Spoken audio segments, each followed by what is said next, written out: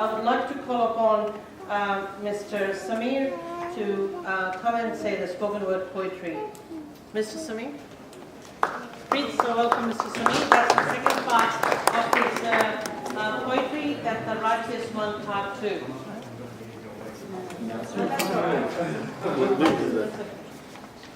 So this is part 2 of the poem that I started reciting at the beginning of this session.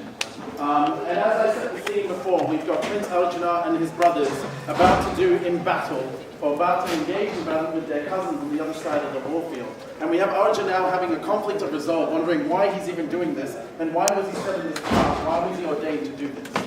And so this is the second part of that poem. His charioteer is questioning him. Lo, Arjuna, called the charioteer upon his great prince, why does your sorrow precede your reputation? Do you not see then? Surely your eyes must be better than your countenance. The prince motioned towards the great armies upon the holy battlefield.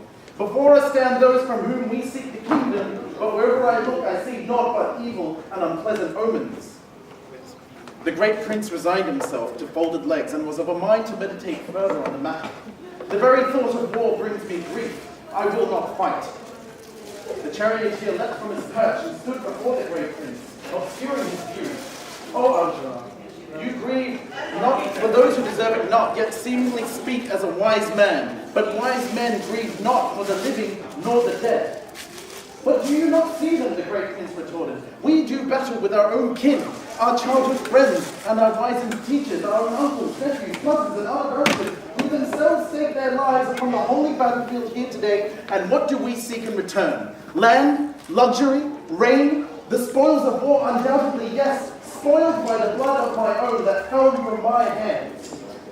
He shied his face from the charioteer and contemplated his very being there. What delights are there in such a sin as slaying my own friends and family? What use are the senses whose pleasure seeks the beauty of war as recompense for the loss of one's heart? The charioteer made no effort to shade his disappointment. Ya Arjuna, son of Pritha, shake this faintness of heart. It is not becoming of such a man, the oppressor of foes. Cast off the pettiness and rise to your duty. And what of this duty? The great prince fired back. We rally upon claims of righteousness, and although possessed of intelligence, our men appear motivated by greed, bent upon perpetrating the great sin of killing.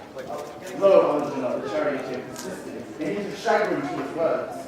How many times must I remind you that it is better to perform one's righteous duty, no matter how imperfect, than the duty of another, even if well performed?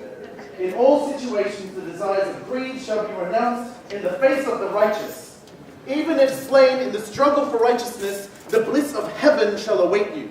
The sin of inaction will see you cleft from the promised abode. So perform your allotted action, and no matter the outcome, it will be what was meant to be. The great prince glared at the charioteer. It is better to live a life of arms then. In that moment, the world froze, and silence consumed the realms of monster and man alike. Lightning clapped overhead and thundered upon the ground before Arjuna. The great prince leapt aside, falling in a pitiful heap, only to cast his gaze upon the hulking form of the charioteer that now towered over him as a small mountain. He bellowed in the voice of 1,000 slayed warriors, in the screams of those taken before their time, in the whispers of demons. If the radiance of 1,000 suns were to burst at once into the sky, that may resemble the splendor of the mighty one. His eyes erupted in flames, beaming light upon the world around Arjuna. He witnessed his brothers engulfed in fire. His wife, Draupadi, pulled away from his grasp as his own men charged at one another, dismembering and eating their own limbs. The charioteer smiled viciously, revealing a set of daggers and for teeth, and the forked tongue of a serpent that slithered between them. I am death, the shatterer of worlds. Time I am, grown mature, engaged here in subduing all. Even without thee, the warriors of the enemy's camp stand already slain by me.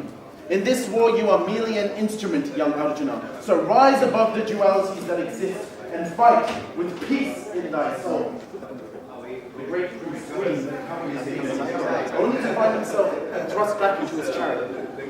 He sought around him, witnessed his brothers in arms, chariots by his side, waiting upon his order. His army looked on, perplexed but eager nonetheless.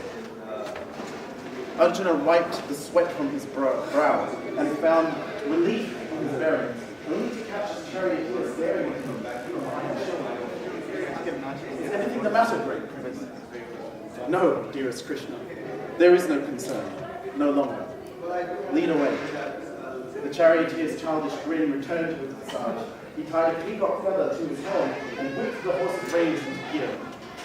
The peacock with the world in his mouth, thought the great prince, as he marched forward to his duty. Before I go, so I was asked as to why I chose this specific story, and I think it's an important thing to learn, I think especially with Professor Mehmet Ozal and Father Mansur. When we talked about this idea of obviously all of us being children of God. And in the Quran, it explicitly states that God made us all differently so we could learn from one another. The trials and tribulations that we've all gone through have been reflected through the generations of time. And I think there are a lot of parallels to be seen in the story of Arjuna and also the great sacrifice of Ibrahim.